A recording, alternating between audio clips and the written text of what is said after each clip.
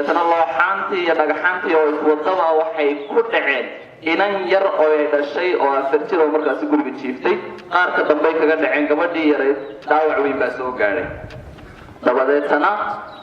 waxay u qalqaashatay markaa inay meeshii iskaga baxdo dadku way qaxayeen oo lug baa lagaga baxay magaalada Hargeysa inay ka baxaan magaaladii Hargeysa baa la isku qalqaaliyay waxay tiri ilmo yar oo markaa naaska shaqeeya waan xambaartay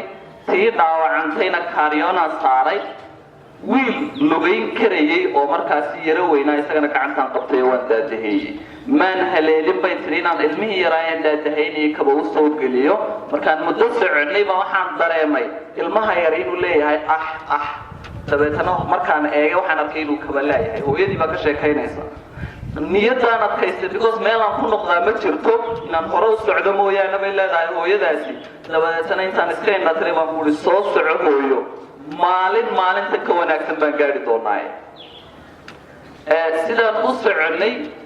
waxay tiri waxa iga dhamaaday tamartii aan kaariyoonaha ku riixay dabadeetana waxaan galay inaan dilemma laba daran mid dooro inaan labada aan dhaawac ahayn iyo naftayda badbaadiyo iyo inaan dhammaantayo halkaas ku dhimana cidlada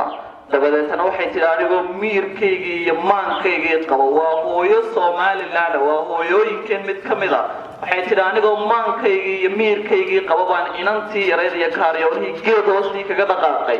labadii kale si aan u badbaadiyo markaan awoodi waayeen sahli waayeen kaaryoonah riixo dabadeetana waxaan sii maqlayay ilmaha yaroo ooynaya ilmihii dhaawaca ahaa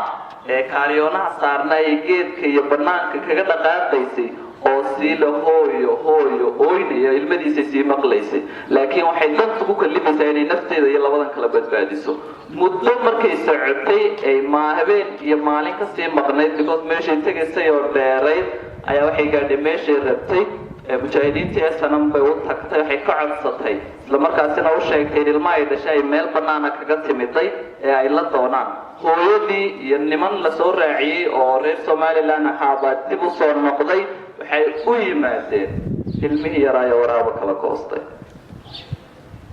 wixii loo soo maray wadankiina aydaan maanta garanaynin Xasan Sheekh Muumin oo ahaa ninkii heesta calanka sameeyay wadankiina aydaan garanaynin ballaarka iyo badka dhuleed oo ku fadhiyo wadankiina aydaan maalin quraatay intaad gacmaha sare u taagteen aydaan Ilaahay u baryo wixii loo soo maray way wadanka laga tahriibayo ee dhalinyarada intay maanta halka kan ka dhaqaaqaan nafahooda badaha ugu gurayaan ee ay raajixayaan wadan nin kale ka shaqaysto tacabkiisa iyo tamartiisa geliyay koodina ay baylahiyaan وودكاس وحي الله صامري سمكوار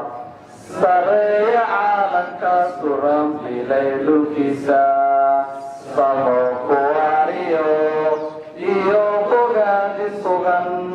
حفل سوغن كل سلام